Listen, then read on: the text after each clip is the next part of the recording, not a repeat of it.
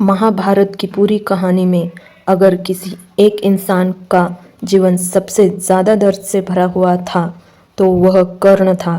क्योंकि कर्ण सिर्फ युद्ध नहीं लड़ रहा था, वह पूरी जिंदगी अपने अस्तित्व के लिए लड़ता रहा। वह सम्मान के लिए लड़ता रहा, अपनी पहचान के लिए लड़ता रहा, अपने आत्मसम्मान के लिए लड़ता रहा और सबसे बड़ी बात, वह उस प्रेम के लिए लड़ता रहा जो उसे कभी पूरी तरह मिला ही नहीं। कर्ण का जन्म एक राजकुमार के रूप में हुआ था, लेकिन उसका पालन पोषण एक सूत पुत्र की तरह हुआ। उसकी नसों में राजवंश का रक्त बह रहा था, लेकिन समाज उसे हमेशा नीचे समझता रहा और यही दर्द धीरे धीरे उसके भीतर आग बनता गया। जब वह छोटा था तब भी उसकी आंखों में बड़े सपने थे। वह भी अर्जुन की तरह महान धनुर्धर बनना चाहता था। वह भी चाहता था कि लोग उसकी प्रतिभा की प्रशंसा करें, लेकिन हर बार उसकी जात उसके रास्ते में खड़ी हो जाती। तब भी वह अपनी कला दिखाता। लोग कहते, यह सूत पुत्र है, यह राजकुमारों के बराबर नहीं हो सकता। धीरे धीरे कर्ण समझने लगा कि इस दुनिया में प्रतिभा से पहले लोग इंसान की पहचान देखते हैं। उसने गुरु द्रोणाचार्य से शिक्षा मांगनी चाहिए, लेकिन द्रोणाचार्य ने उसे स्वीकार नहीं किया क्योंकि वह राजवंश से नहीं था। उस दिन कर्ण के दिल में जो दर्द पैदा हुआ, वही दर्द आगे चलकर उसकी जिंदगी बदलने वाला था। फिर वह दिन आया जब हस्तिनापुर में विशाल प्रतियोगिता रखी गई, जहां अर्जुन अपनी धनुर्विद्या दिखा रहा था। पूरी सभा अर्जुन की प्रशंसा कर रही थी। भीष्म प्रसन्न थे, द्रोणाचार्य गर्व महसूस कर रहे थे। तभी सभा के बीचों बीच एक और योद्धा आया, कर्ण। उसकी आंखों में आत्मविश्वास था, उसके चेहरे पर तेज था और उसके हाथों में ऐसी शक्ति थी जिसे देखकर पूरा मैदान शांत हो गया। कर्ण ने अर्जुन को चुनौती दी और कुछ ही क्षणों में उसने वे सभी कौशल दिखाए जो अर्जुन ने दिखाए थे। लेकिन तभी सभा में एक आवाज गूंजी, तुम कौन हो, तुम्हारी जात क्या है? और उसी क्षण कर्ण की सारी प्रतिभा, उसकी सारी शक्ति, उसकी सारी मेहनत सिर्फ एक सवाल के नीचे दब गई। सूतपुत्र, पूरी सभा उसका अपमान करने लगी। कोई उसकी कला नहीं देख रहा था, सब उसकी पहचान देख रहे थे। उस समय कर्ण की आंखों में जो दर्द था, उसे सिर्फ एक इंसान समझ पाया, दुर्योधन।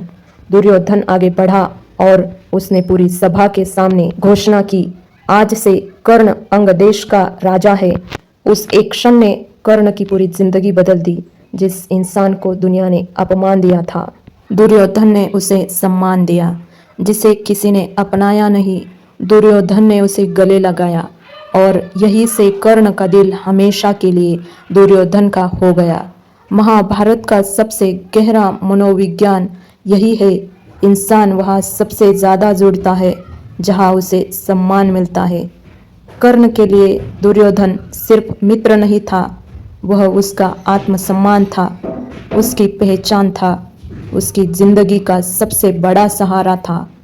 साल गुजरते गए और कर्ण दुर्योधन के साथ खड़ा रहा, हर परिस्थिति में, हर युद्ध में, हर अपमान में। लेकिन समय धीरे धीरे उसे उस मोड़ की तरफ ले जा रहा था जहां उसे अपनी जिंदगी का सबसे बड़ा निर्णय लेना था। जब कुरुक्षेत्र का युद्ध शुरू होने वाला था, तब श्री कृष्ण स्वयं कर्ण से मिलने पहुंचे। शाम का समय था, आकाश लाल हो चुका था, हवा में अजीब सी बेचैनी थी क्योंकि कृष्ण जानते थे कि यह बातचीत पूरे महाभारत का भविष्य बदल सकती है। कृष्ण ने कर्ण से कहा, तुम सूतपुत्र नहीं हो, तुम कुंती के ज्येष्ठ पुत्र हो, तुम पांडवों से बड़े हो, हस्तिनापुर के असली उत्तराधिकारी हो। यह सुनते ही कर्ण पूरी तरह शांत हो गया। उसकी आंखों में आश्चर्य था, दर्द था और एक ऐसा खालीपन था जो शब्दों में समझाया नहीं जा सकता। जिस पहचान के लिए वह पूरी जिंदगी तरसा, आज वही पहचान उसके सामने थी, लेकिन बहुत देर से उसे अपना पूरा जीवन याद आने लगा।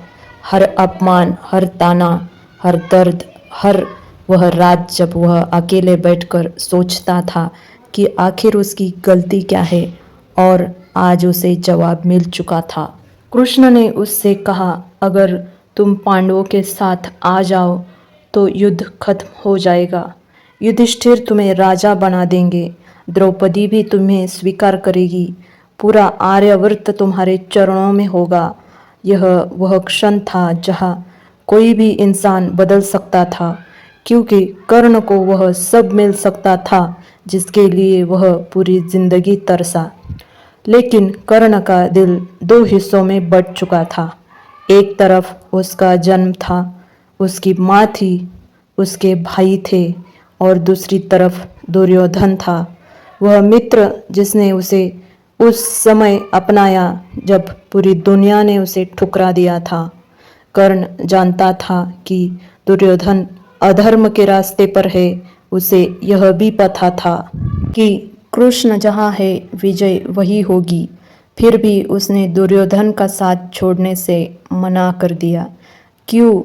क्योंकि उसके लिए दोस्ती सिर्फ रिश्ता नहीं थी, वह उसका धर्म बन चुकी थी। उसने कृष्ण से कहा, जब पूरी दुनिया ने मेरा अपमान किया तब दुर्योधन मेरे साथ खड़ा था, उसने मुझे सम्मान दिया, मैं उसे अकेला नहीं छोड़ सकता। यही कर्ण सबसे महान बन जाता है और सबसे दुखद भी, क्योंकि उसने सच जानने के बाद भी अपनी वफादारी नहीं बदली। लेकिन उसके भीतर दर्द बढ़ता जा रहा था। उस रात कर्ण अकेला बैठा रहा, आकाश की तरफ देखते हुए वह सोचता रहा, अगर यह सत्य उसे पहले पता चलता तो क्या उसकी जिंदगी अलग होती? क्या वह पांडवों के साथ बड़ा होता? क्या उसे कभी सूत पुत्र नहीं कहा जाता? क्या द्रौपदी उसका अपमान नहीं करती? क्या अर्जुन उसका भाई बनता, दुश्मन नहीं? लेकिन अब समय निकल चुका था। अगली सुबह कुंती उससे मिलने आई। सूर्योदय हो रहा था, नदी का पानी शांत था, कर्ण सूर्य देव को जल अर्पित कर रहा था। तभी कुंती उसके सामने आकर खड़ी हो गई। कुछ देर तक दोनों शांत रहे। फिर कुंती ने कांपती आवाज में कहा, तुम मेरे पुत्र हो। यह सुनते ही कर्ण की आंखें भर आई, क्योंकि जिस माँ के प्रेम के लिए वह पूरी जिंदगी तरसा, आज वह उसके सामने थी। लेकिन उसी क्षण उसके भीतर वर्षों का दर्द भी जाग उठा। उसने कुंती से पूछा, जब मुझे सूत पुत्र कहा जाता था तब आप कहाँ थी?